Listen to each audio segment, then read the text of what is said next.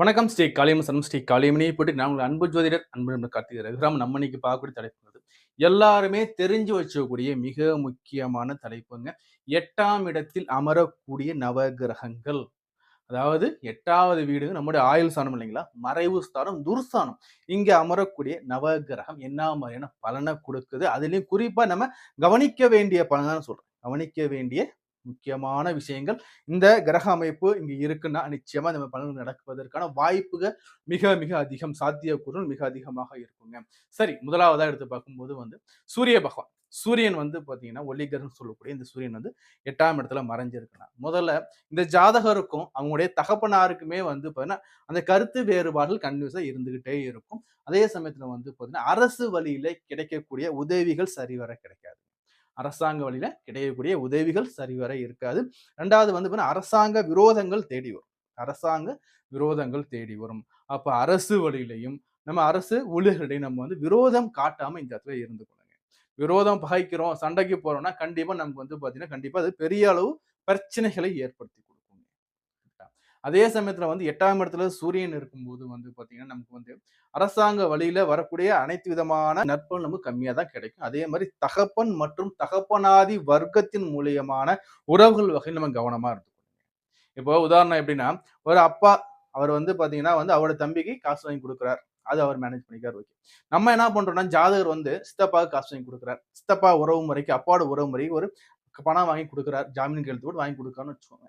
அவங்க பணத்தை வாங்கிட்டு அவங்களோட சூழ்நிலை கட்ட முடியாம போயிடும். அப்ப என்ன நடக்கும்னா, இந்த ஜாதகர் வாங்கி கொடுத்தாரு பாத்தீங்களா, அவருக்கு அந்த பணத்துக்கு வட்டியும் முதலும் கட்டிட்டு உட்கார மாதிரி இருக்கும்.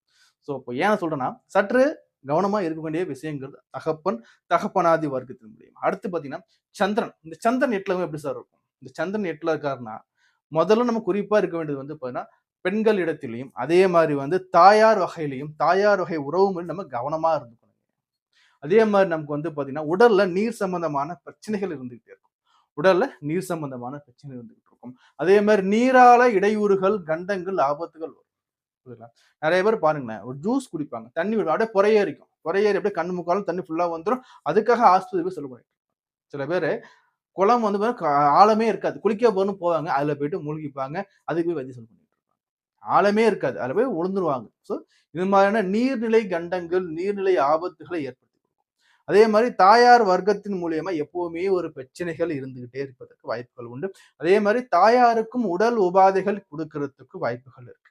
அதே சமயத்துல தாய் நாடை விட்டுட்டு வெளியூர்ல வெளி மாநிலத்துக்கு உட்காந்து வசிச்சுட்டு இருப்பாங்க. பிறந்த ஊர் ஒன்னா இருக்கும், சொந்த ஊர்ல எல்லா ஃபெசிலிட்டியுமே இருக்கும். வீடுல இருந்து எல்லாமே இருக்கு. இவங்க பாத்தீங்கன்னா வெளி மாநிலத்துக்கு வேலைக்காக உட்காந்துட்டு கொஞ்சம் தான் சம்பளம், சொற்ப சம்பளத்தை வேலை பார்த்துக்கிட்டு வாடகை வீட்டுல உட்காந்துட்டு கஷ்டப்பட்டு இருப்பாங்க. வாடகை வீட்டுல கொஞ்சம் கஷ்டப்படும், கொஞ்சமான சம்பளம் தான் இருக்கும். ஆனா சொந்த ஊர்ல எல்லாமே இருக்கும். சோ இது மாதிரி அமைப்பெல்லாம் பாத்தீங்கன்னா இந்த 8ஆம் இடத்தோட இந்த சந்திர பகவான் ஏற்படுத்தி கொடுப்பார். அதே மாதிரி சந்திரன் 8ல இருக்கும்போது நமக்கு மன அழுத்தங்கள் சில நேரங்கள் மிகுதியா இருக்கும். அதே மாதிரி உடல் அடிக்கடி நோய்வாய்ப்படுறது, உடல்ல பாத்தீங்கன்னா நோய் எதிர்ப்பு திறன் குறைவா காணப்படக்கூட வாய்ப்புகள் உண்டு. இவங்கெல்லாம் என்ன பண்ணணும்னா நீர்நிலை கிட்ட போகக்கூடாதுங்க. உயரமான நீர்நிலை கிட்ட எப்படின்னா டேம் இருக்கு, டேம் மேலே ஏறினா பார்க்க போறேங்கிறது, சாகச நிகழ்ச்சி டைவ் அடிச்சு இந்த குளிக்கிறது, ஸோ அதே மாதிரி ஆறுகள்ல போய் குளிக்கிறது, இது மாதிரி நீர்நிலைகள் சம்பந்தப்படக்கூடிய வகைகள்ல சற்று கவனமா இருந்தது நல்லது. ஸோ செவ்வாய். செவ்வாய் 8ல இருந்தா எப்படி சார் இருக்கும்? செவ்வாய்னா சக உதிரக்கன்னு எல்லாருமே தெரிஞ்சதுதான். 8 செவ்வாய் என்ன பண்ணும்னா முதல்ல விபத்து, கண்டத்தை ஏற்படுத்தும். 8ஆம் இடத்து செவ்வாய்ங்கிறது விபத்து, கண்டம், அதே மாதிரி சடுதியில உயிர் போயிருன்னு சொல்லுவாங்க. அப்படின்னா விபத்து நல்லா போயிட்டே இருப்பாங்க. ஸ்லோவா ஒரு 50 கிலோமீட்டர் வேகத்துல போயிட்டு இருப்பாங்க. திடீர்னு ஒரு ஆசை வரும். கொஞ்சம் ஸ்பீடா தான் போவோமேன்னு. கொஞ்சம் ஸ்பீடு ஏத்துவாங்க. ஒரு கொஞ்சம் ஏதாச்சும் விழுந்துருவாங்க. அப்போ இவங்க செவ்வாய்ல 8ல யாருக்கெல்லாம் இருக்கோ சேஃப்டி கரெக்டா இருக்கணும். ஹெல்மெட் போட்டு போறது, ஓரமா போறது, எல்லா விதமான சாலை விதிகளையும் கடைபிடிச்சு போகணும். சரி. அதே மாதிரி இந்த செவ்வாய் 8ல எப்படி இருக்கணும்னு பாத்தீங்கன்னா, கன்ஸ்ட்ரக்ஷன் வகையில இவங்களுக்கு ஒரு பிசினஸ்ல இருக்காங்க. இல்ல புதுசா பில்டிங் கட்டுறாங்கன்னா, இவங்க கவனமா போகணும். ஏன்னா அந்த புதுசா கட்டக்கூடிய பில்டிங் இடிஞ்சு மேல விழுந்துரும். ஏன்னா 8 செவ்வாய்ங்கிறது இவங்க பேர்ல பில்டிங் கட்டினாலும் சரி, இல்ல இவங்க பேர்ல பாத்தீங்கன்னா இவங்களே ஒரு கன்ஸ்ட்ரக்ஷன் துறையில இருந்தாலும் சரி, கவனமா இருக்கணும் 8 செவ்வாய். ஏன்னா உயரமான இடத்துல கீழே தள்ளி விடுறது, கட்டிடம் இடிஞ்சு மேலே விழுறது, இது மாதிரி அமைப்பெல்லாம் 8 செவ்வாய் ஏற்படுத்தும். அது எப்படின்னா உடலும் வீக்கா இருக்கும். அதே மாதிரி நம்ம கட்டக்கூடிய பில்டிங்கும் வீக்கா இருக்கும். நல்லா பார்த்தா நல்லா ஜிம்முக்கெல்லாம் போயிட்டு இருப்பாங்க. 10 கிலோமீட்டர் நடந்தா மூச்சு இறைக்கும். ஏன்னா முடியலம்பாங்க.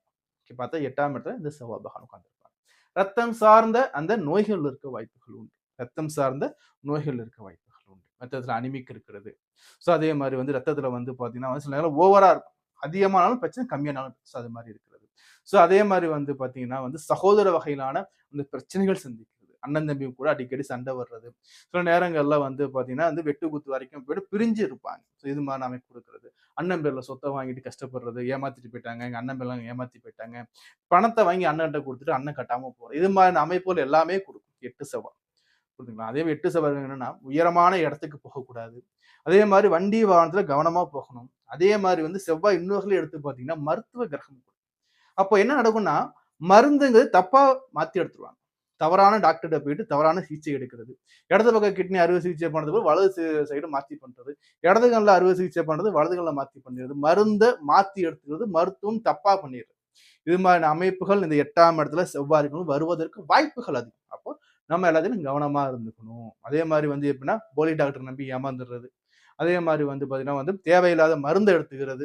நோய் ஒரு பக்கம் இருக்கும். எடுக்கக்கூடிய மருந்து வேற எதுக்கான மருந்த மாத்தி எடுக்கிறது. ஸோ இது மாரியான கன்ஃப்யூஷன்கள் இருக்க கூட வாய்ப்புகள் மிக அதிகம். அதே மாரி 8ஆம் இடத்துல புதன் இருக்கா? தாய்மாமா வகையிலயும், தாய்மாமா உறவு நம்ம கவனமா இருக்கணும்.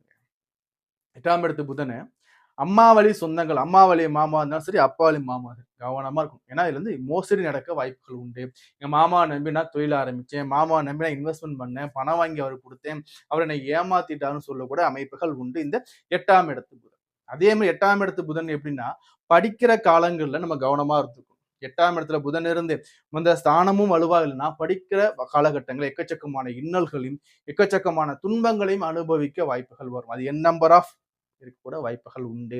8ஆம் இடத்துல புதன் போய் நிக்கும். அதே மாரி 8ஆம் இடத்துல புதன் நிக்கும்போது டாக்குமெண்டேஷன் வகையில நம்ம கவனமா இருக்கணும். 8ஆம் இடத்துல புதன் இருக்காருன்னா, ஒரு இடம் வாங்குறோமா, நல்லா கரெக்ட்டா தெளிவா பார்த்து வாங்கணும். புரியுதுங்களா? இப்போ 8ஆம் இடத்துல ஒரு உதாரணம் சொல்றேன் பாருங்களேன். புதன் இருக்கு. ஸ்ரீராமன் பேர் எடுக்குறாங்க. பேர்ல இடம் எடுக்குறாங்க. ஒரு 7 வருஷம் சென்று இன்னொருத்தர் வந்து இது ஸ்ரீராமன் இல்லங்க, ஆர் ராமன் இருக்குங்கன்னு சொல்லிட்டேன்னா இன்னொரு கேஸ் போடுறாங்க. வாய்ப்புகள் உண்டு 8ஆம் இடத்துல அமரக்கூடிய புதன். சோ அடுத்தபடியா 8ஆம் இடத்துல சுக்கிர பகவான் இருக்காருங்க. 8ல சுக்கிரன் இருந்தா என்னங்க பண்ணும்? 8ல சுக்கிரன் இருக்குன்னா, வயசுக்கு வந்த பெண்கிட்ட கவனமா இருக்கணுங்க. திருமண வயதுல இருக்கக்கூடிய பெண்கிட்ட கவனமா இருக்கணுங்க. நம்ம கூட பழகக்கூடிய பெண்கள்ட்ட கவனமா இருக்கணுங்க.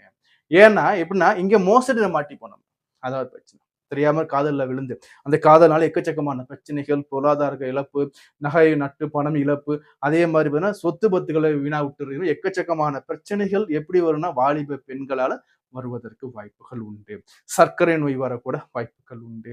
அதே மாரி 8ஆம் இடத்துல சுக்கிரன் இருக்கும். ஆடம்பர பொருட்கள் அதனால வரக்கூடிய பிரச்சனை. ஒரு கார் இருக்கும், இன்னொரு கார் வாங்குறது.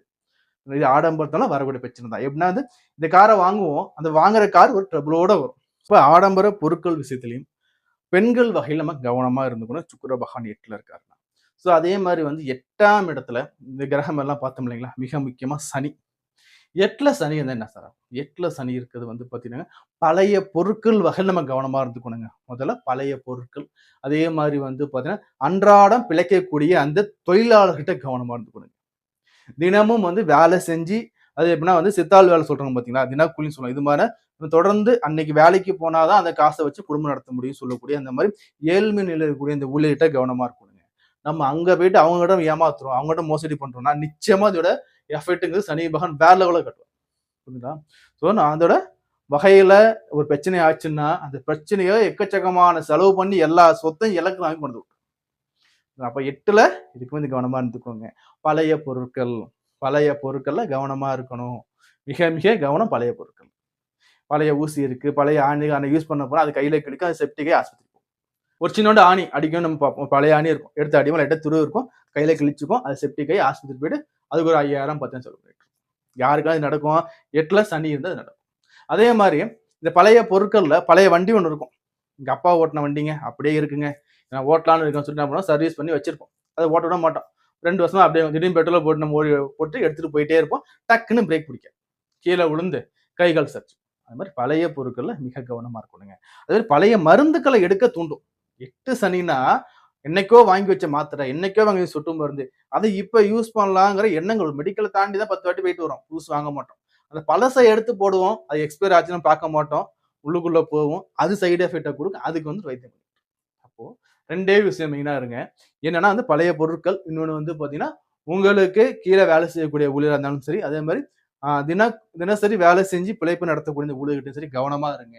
இங்க நீங்க வந்து பிரச்சனை குடுக்குறீங்கன்னா, கண்டிப்பா உங்களுக்கு 10ல பன்மடங்கா பெருகி வந்து உங்களுக்கு பிரச்சனை ஏற்படுத்தக்கூடும். அடுத்தபடியாங்க இதெல்லாம் ஓகே. பருப்பொருள்ல ராகு, கேது என்ன சார் பண்ண போறாரு? ராகு 8லங்க. இந்த ராகு 8ல இருந்தா ஒண்ணே ஒண்ணு மட்டும் கவனிச்சுக்கோங்க. நீங்க மோசடியால ஏமாற போறீங்கன்னு அர்த்தம். ராகு 8ல இருக்கா? அப்ப உங்கள யாரும் ஏமாத்த போறா? ராகுன்னா இன்னும் அடையாளம் தெரியாத நபர். 1 மாசம் தான் பழகியிருப்போம். 1 மாசம் பழகுனவன் என்ன பண்ணுவான் 5,00,000 கடன் வாங்கி குடுப்பான் ஜாமீன் கையெழுத்து போட்டு. கடன வாங்கிட்டு அவரு ஹாயா போயிடுவாரு. ஃபோன் நம்பர்லாம் பிளாக் பண்ணிட்டு எங்க போனாருன்னே தெரியாது. ஜாமீன் கையெழுத்து போடுறதுக்காக நம்ம உட்கார்ந்து அந்த வாங்கி குடுத்த காசுக்கு வட்டியும் கட்டிட்டு உட்கார்ந்திருப்போம். இது இருக்கும். வெளிநாட்டுல வாங்க உங்களுக்கு மாசம் 5,00,000 சம்பளம் சொல்லி குடுக்குறாங்க. இங்கேருந்து நாங்க போனோம்னா, உங்களுக்கு மாசம் வெறும் 15,000 சம்பளம் குடுப்பாங்க. வேறங்க வேலை வந்து ஃபர்ஸ்ட் கிளாஸ் வேலைன்னு சொல்லுவாங்க. அங்க போனா வேற வேலையா இருக்கும். நெறைய பேர் இது மாரி ஏமாறுவோம் நம்ம. இது மாரி ஏமாறக்கூடிய அமைப்பெல்லாம் எப்படி வரும்னு பார்த்தா 8ஆம் இடத்துல ராகு உங்களுக்கு குடுப்பாங்க. ராகுவோட ஸ்தான பலத்த பொறுத்து உங்களுக்கு அமையும். அப்ப 8ல ராகு இருக்கா? கவனமா இருந்துக்கோங்க. அறிமுகம் இல்லாத நபர்கிட்ட நம்ம வந்து பழக்கவழக்கத்த பார்த்து கவனமா நம்ம இருந்துக்கணும். பழகாதீங்கன்னு சொல்ல மாட்டேன். எல்லார் கூடயும் பழகுங்க. பட் விஷயங்கள்ல, பண விஷயங்கள்லயும் சரி, உதவி செய்ய சரி கவனமா நீங்க இருந்துக்கிறது உங்களுக்கு நல்லது பயக்குங்க. அது 2வது வெளிநாடுகள் போகும்போது மிக மிக கவனமா இருக்கணுங்க. வெளிநாடு போயிட்டு அங்க நம்ம ஏமாந்துரும். அது இன்னொரு பக்கம் வந்து டிஜிட்டல் அரெஸ்ட் சொல்றாங்க பாத்தீங்களா? இது மாரி வந்து யாருன்னே தெரியாது. நம்ம வந்து திடீர்னு ஃபோன் கால் வரும்.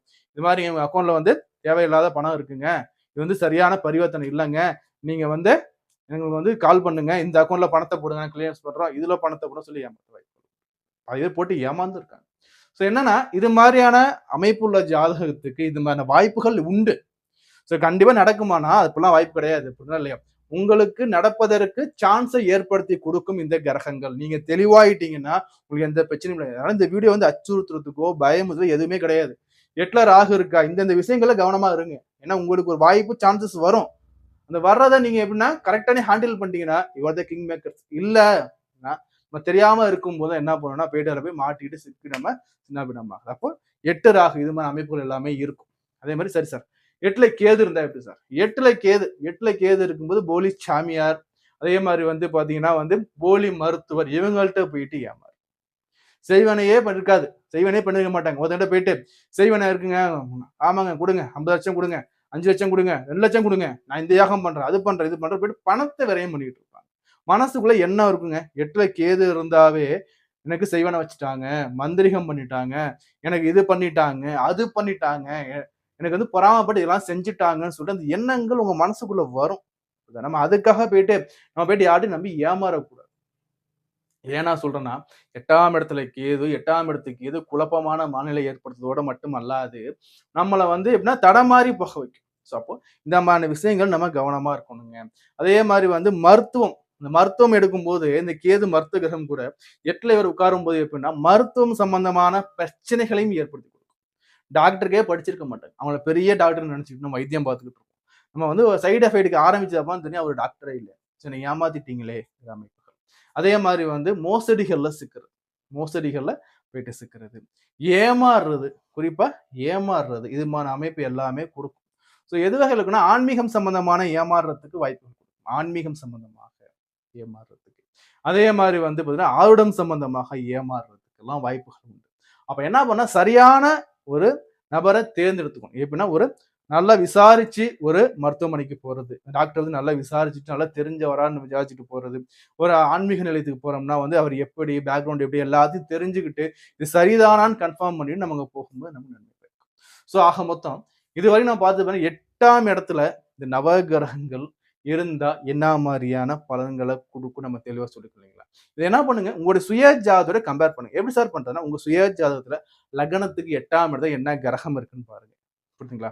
அந்த கிரகத்த நான் என்ன சொல்லிருக்கேன்னு எடுத்துக்குவேன். அந்த வகையிலயும் கவனமா இருங்க. அதே மாரி உங்க ராசிய எடுத்துக்குவோம். ராசிக்கு 8ஆம் இடத்துல என்ன கிரகம் இருக்குன்னு பாருங்க. எடுத்த பிறகு அந்த கிரகத்த நான் என்ன சொல்லிருக்கேன்னு எடுத்துக்கோங்க. 2த்தையும் நீங்க மேட்ச் பண்ணும்போது, ஆல்மோஸ்ட் 80 to 90% நீங்க வந்து ப்ரிகாஷன் நீங்க எடுத்துறலாங்க. அதே மாரி வந்து பார்த்தீங்கன்னா, இந்த பலன்கள் எல்லாமே உங்களுடைய சுய ஜாதக அடிப்படையில, தசா புத்திகளின் அடிப்படையில தாங்க நடக்கும். நடப்பு தசா என்ன? நடப்பு புத்தி என்ன? அந்த புத்திக்கு 8ஆம் இடத்துல எங்க இருக்கார்? கேந்திரத்துல இருக்காரா? திரிகோணத்துல எல்லாத்தையும் பேஸ் பண்ணி தாங்க இருக்கும். சுய ஜாதகத்துல 8ஆம் இடத்து அதிபர் நிலை என்ன? 8ஆம் இடத்தை எந்த கிரகம் பார்க்குதுங்கிறத பொறுத்து இது மாறுபடும். சரி, நம்ம தொடர்ந்து பேசிட்டே இருக்கலாம். நம்ம சேனல் சப்ஸ்கிரைப் பண்ணி வச்சுக்கோங்க. லைக் பண்ணுங்க. ஷேர் பண்ணி விடுங்க.